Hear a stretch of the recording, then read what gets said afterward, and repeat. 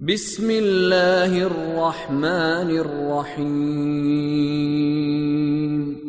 والنجم إذا هوى ما ضل صاحبكم وما غوى وما ينطق عن الهوى إن هو إلا وحي يوحى علمه شديد القوى ذو مرة فاستوى وهو بالأفق الأعلى ثم دنا فتدلى فكان قاب قوسين أو أدنى فأوحى إلى عبده ما أوحى ما كذب الفؤاد ما رأى أفتمارونه على ما يرى ولقد رآه نزلة أخرى عند سدرة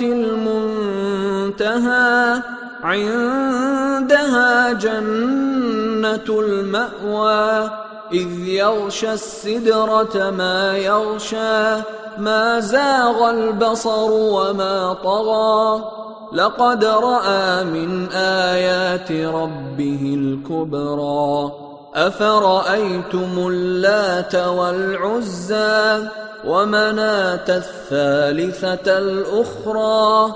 ألكم الذكر وله الأنثى تلك إذا قسمة ضيزى إن هي إلا أسماء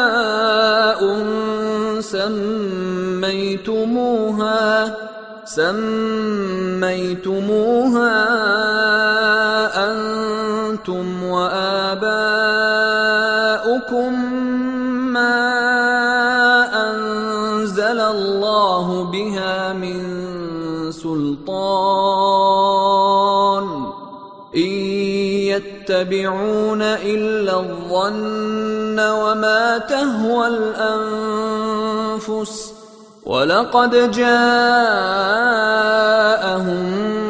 من ربهم الهدى أم للإنسان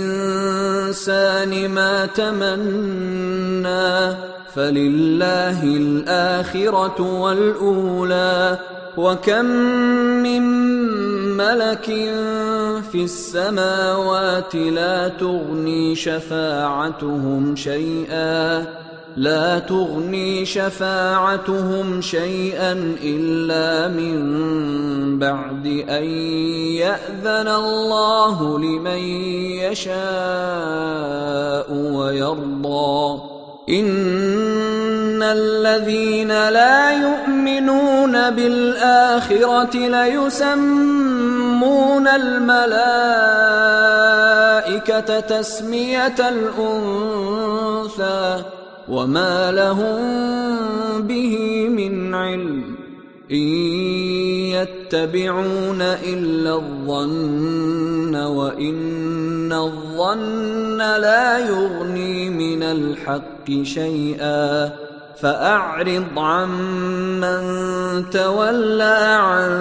ذكرنا ولم يرد إلا الحياة الدنيا ذلك مبلغهم من العلم إن ربك هو أعلم بمن ضل عن سبيله وهو أعلم بمن اهتدى ولله ما في السماوات وما في الأرض ليجزي الذين أساءوا بما عملوا ويجزي الذين أحسنوا بالحسنى الذين يجتنبون كبائر الإثم والفواحش إلا اللمم إن ربك واسع المغفرة هو أعلم بكم إذ أنشأكم من الأرض وإذ أنتم أجنة في بطون أمهاتكم فلا تزكوا أنفسكم هو أعلم بمن اتقى أفرأيت الذي تولى وأعطى قليلا وأكدى أعنده علم الغيب فهو يرى أم لم ينبأ بما في صحف موسى وإبراهيم الذي وفى ألا تزر وازرة وزر أخرى وأن ليس للإنسان إلا ما سعى وأن سعيه سوف يرى ثم يجزاه الجزاء الأوفى وأن إلى ربك المنتهى وأنه هو أضحك وأبكى وأنه هو أمات وأحيا وأنه خلق الزوجين الذكر والأنثى من نطفة إذا تمنى وأن عليه النشأة الأخرى وأنه هو أغنى وأقنى وأنه هو رب الشعرى وأنه أهلك عادا الأولى وثمود فما أبقى وقوم نوح من قبل